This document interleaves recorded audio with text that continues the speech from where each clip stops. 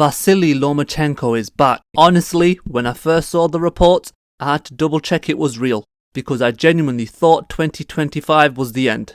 Loma retired as world champion. There was no big farewell tour, he just quietly slipped away from the sport. And now reports state he's planning a return. So naturally, the first question is, why now? Because the boxing landscape has completely changed since Loma retired.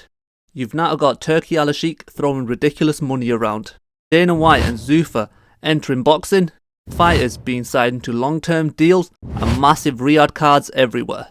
The sport is changing fast, and honestly, I'm not surprised Lomachenko is coming back.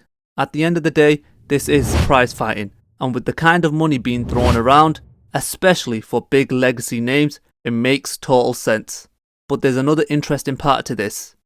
According to the Ring magazine, Lomachenko's contract officially expired May 12th, and then immediately after on May 13th news broke that he's returning. That timing feels very interesting to me. Was this planned? Did Loma wait for his contract to expire before announcing anything? Because he wanted more freedom?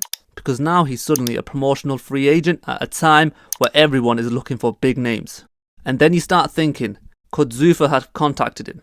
Because we already know they're aggressively trying to sign fighters, and if you're building a new boxing league, having a name like Lomachenko attaches instant credibility. So I wouldn't rule anything out right now. But then comes the bigger question. What version of Lomachenko are we actually getting? Because physically, he's obviously not the same fighter from 2016 to 2017. That version of Loma at featherweight and super featherweight was ridiculous. The footwork, the angles, the speed, and the control, that was peak Loma. The version people started calling Nomaschenko. Maybe I changed my second name, maybe I changed and now my name is Nomaschenko. Even when he moved up to lightweight in 2018 and still had great wins, there were always people saying he looked undersized against naturally bigger guys. And honestly, I agree with that. Loma chased greatness. He could have stayed at 126 or 130 and dominated for years. But instead, he moved up chasing the biggest fights possible. And because of that, some of those fights became way harder physically than they needed to be. Now when casual fans look at his 18-3 record on paper, they question his greatness, without really looking at the context behind those losses. That's why I think Lomachenko is one of the last fighters anyone should criticise when it comes to resume or risk taking. But now at 38 years old, I can't realistically see him returning at 130 pounds. That would probably be his ideal weight in terms of size. But making that cut now would be brutal. So 135 pounds feels more realistic. And 140, honestly, I think that's way too big for him at this stage. Which brings us to the fun part.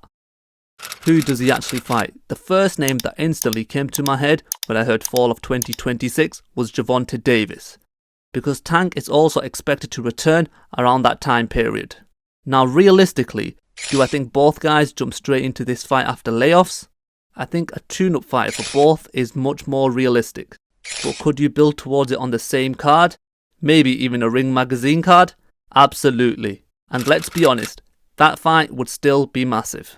Tank's power, Loma's movement and IQ. Even now people would tune into that instantly. Especially because over the last year or so, Tank's stance on these Saudi-backed events seem to have softened.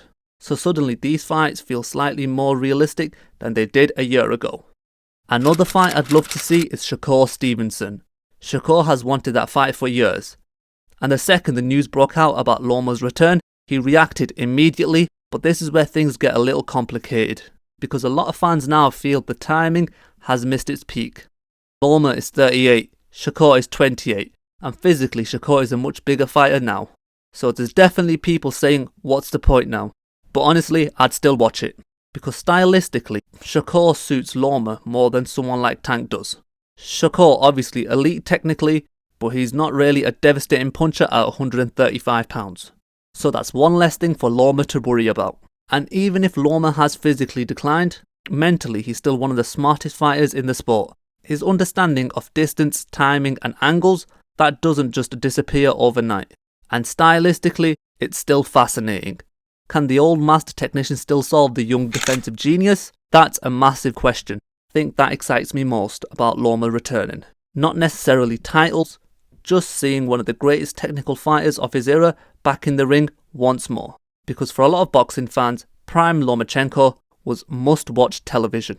We may never get the exact same version back, but if there's still flashes of that vintage Loma, then fall 2026 just got a whole lot more interesting. And if Loma really is back, the lightweight division suddenly becomes very interesting again. But what do you guys think? Should Loma go straight into a massive fight like Tank or Shakur, or should he take a tune-up fight first after being out for that long? And honestly, what version of Lomachenko do you think we're getting? Like and subscribe if you're new around here. We talk everything boxing. This is Punch Fiction, signing off.